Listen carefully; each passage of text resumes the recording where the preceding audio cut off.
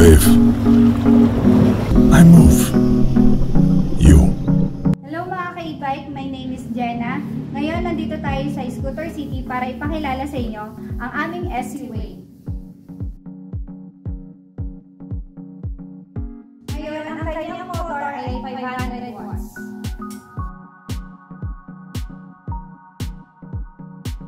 At ang kanyang range ay 20 to 40 kilometers. At ang kanyang speed naman ay 25 to 50 per hour. At ang kanya namang battery ay 4820 na pwede naman siyang i-upgrade as 20 to 60 volts.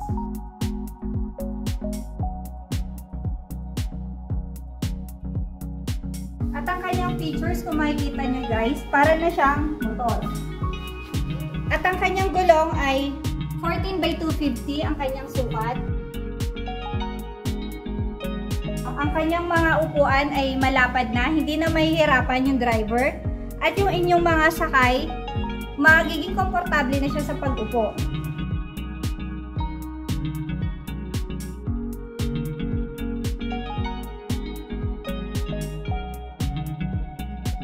Meron siyang tapakan. May pedal.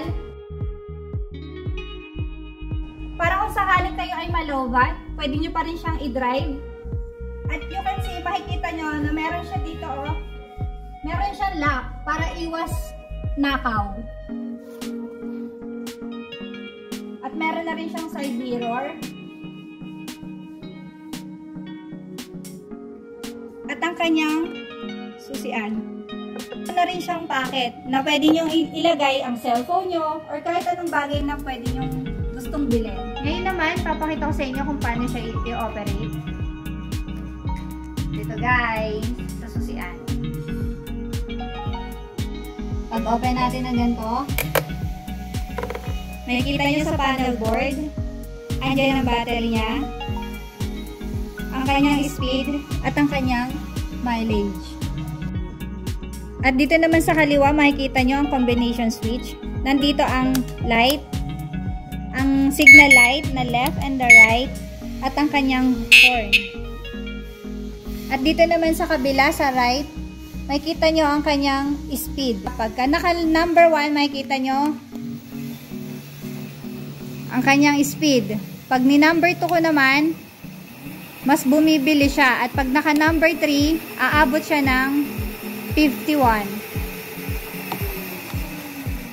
At makikita nyo, meron siyang brake. Etong nasa kaliwa ay sa panglikod. At ito namang nasa kanan ay sa harap.